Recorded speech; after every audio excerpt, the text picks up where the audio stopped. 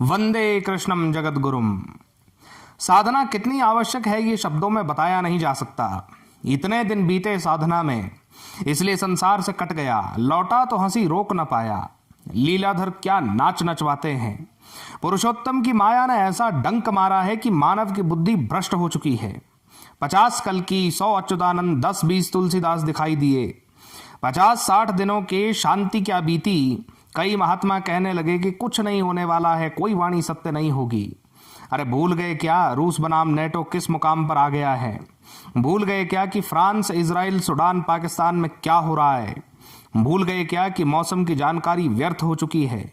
ये 4 दिन की खिली धूप से भ्रम न पालो, जून में दोबारा हालत वैसी ही होगी।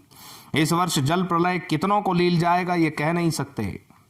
मणिपुर में जो हुआ, बंगाल में जो पिछले वर्ष हुआ, फरवरी 2020 में दिल्ली में जो हुआ और जो आज हो रहा है, वो तो बस प्रयोग मात्र हैं, उपयोग तो अब होगा।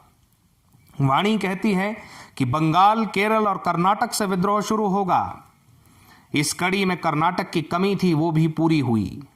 मात्र 2 से 4 मास और प्रमाणित होगी उसके बाद प्रभुवाणी। जो कहते हैं कि नहीं होगा, उनके लिए थोड़े ही दिन बचे हैं। प्रभु लीला भक्तों के लिए है, विनाश के लिए नहीं। आज मैं इस बात पे जोर दूंगा।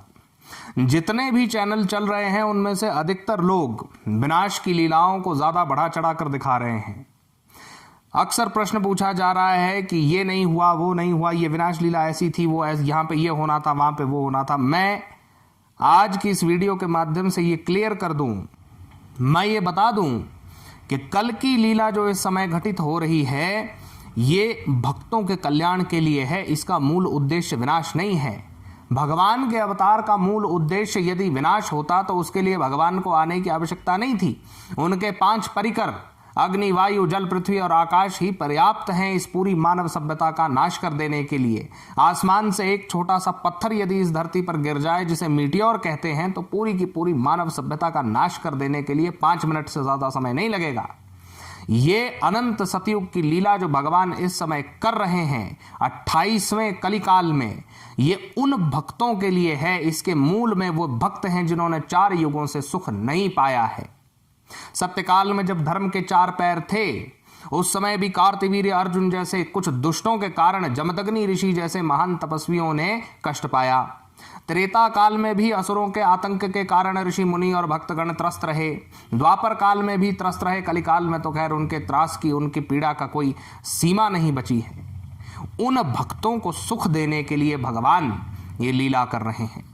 इसलिए मैं कह रहा हूं कि विनाश के लिए तो प्रभु को केवल मीन शनि का जब योग होगा, 2.5 वर्ष 2025 से लेकर के 2027 तक भगवान के लिए पर्याप्त है विनाश करने को।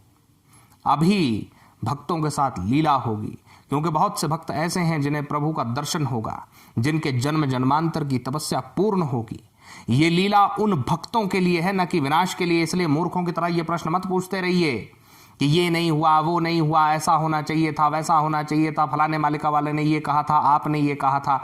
ज्यादा से ज्यादा अगर विनाश लीला में डिले होगा तो मई 2024 से नवंबर 2024 तक का होगा। अब जितने भ्रम करने वाले हैं वो 6 महीने अपनी ऐश कर लें। ये भी मेरे अपने कथन के अनुसार है। अगर वाणी के हिसाब से जाएं तो वाणी में स्पष्ट ये लिखा गया है कि जो काम जिस समय में करना है, जो जिस समय में वर्णित है, भगवान उसे उसी समय में करेंगे। उससे आगे पीछे होने की कोई गुंजाइश नहीं है। ये ग्रंथ का वचन है। इसलिए ये कहना कि प्रभु लीला केवल विनाश के लिए है, ये भ्रम है। इसके बाद इस ग्रंथ की महाशक्ति को चुनौती साक्षात जगन्नाथ जी को चुनौती है, ये भी मैं बता दूं। चाहे आप अनागत दर्शन ग्रंथ की बात कर लें, चाहे आप भविष्य मालिका की बात करें, इतना सरल नहीं है इस वाणी को बोलना। नारायण की कृपा ना हो तो एक भी शब्द नहीं निकलेगा। आप देख चुके हैं इधर उधर से सुनकर के यूट्यूब पर भ्रम फैलाने वालों की कितनी संख्या है। हमारे पास मौजूद जो ग्रंथ है उसको छोटा करके प्रभु की आज्ञा से और गुरु के आदेश से हमने 777 रुपए में उपलब्ध करवाया। अब ये 777 का क्या रहस्य है, ये भी सोचने वाली बात है। 200 रुपए, 500 रुपए या मुफ्त में भी दिया जा सकता था। इसका अर्थ है पूर्णता, आध्यात्मिक उत्थान। यानी स्पिरिचुअल अवेकनिंग, डिवाइन इंटरवेंशन। मतलब इस ज्ञान से परे कुछ भी जानने लायक नहीं है कली के जीवों के लिए। अतः पूर्णता जिस ग्रंथ में है, जिस ग्रंथ को पढ़ने के बाद मनुष्य के जीवन में पूर्णता आ जाए, ये इसका प्रमाण है। और मैंने भी ये देखा है कि इस ग्रंथ के महान चमत्कार हुए हैं। लोगों के मैसेजेस से मेरा फोन भरा पड़ा है कि हमने मात्र उत्सुकता से पढ़ लिया था, अब हम नाम जप में लग गए हैं। गुरुजी, किसी दिशा में नहीं जा रहा था हमारा जीवन, आज स्थिरता है। किसी का नशा छूट गया, कोई प्रभु के निकट पहुंच गया। शायद इतनी तो मैंने भी कल्पना नहीं की थी, मैंने भी एक्सपेक्ट नहीं किया था कि इस ग्रंथ से किसी पर इतना प्रभाव भी पड़ सकता है। गुरु की आज्ञा हुई थी, उनका आदेश हुआ था कि प्रचार करो, तब उन्होंने कहा था कि प्रभु की लीला देखोगे, ग्रंथवाणी चमत्कार करेगी। उस समय मुझ जैसे मूर्ख के ये समझ नहीं आई बात। जिस प्रकार आंगन में बंधा हुआ कुत्ता मालिक की गंध दूर से पहचान कर भौंकने लगता है, घर के लोगों को सचेत करने लगता है, मगर घर के लोग उस सत्य को बिना जाने ही उस जीव को फटकारते हैं, पर वो अपना कार्य बंद नहीं करता। उसी प्रकार हम भी प्रभु के कुत्ते हैं, जो भौंक भौंक कर समाज को यह आगाह कर रहे हैं कि इस संसार का मालिक आ गया है। तुमने उसे देख भले नहीं लिया हो, तुम उसे भले देख ना पाओ, ये तुम्हारा दोष है, इसमें हमारा कसूर नहीं है। इसलिए अपनी वाणी को अंत में विराम देते हुए मैं बस इतना कहूंगा कि जिसके पास नाम जप का धन है, उससे इस जीवन में कुछ भी और पाना शेष नहीं है उस व्यक्ति को। इसलिए नाम जप में जितना ज्यादा स्थिर हो सकते हो जाओ।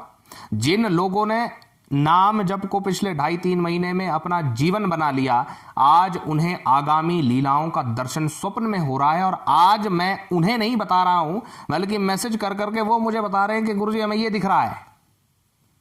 अब क्या इतने सारे लोग मिथ्या भाषण कर रहे हैं?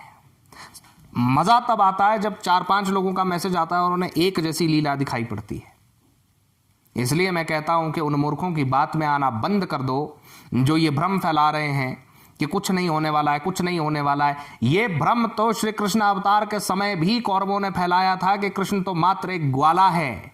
ये भ्रम तो पूरी की पूरी लंका में फैला हुआ था कि रामचंद्र तो केवल एक वनवासी है। उसका अंत निष्कर्ष क्या हुआ? और उससे पहले सत्यकाल में चले जाओ तो ये भ्रम आतताई क्षत्रियों ने भी पाल रखा था कि परशुराम तो मात्र एक ब्राह्मण का बच्चा है, वो क्या कर लेगा।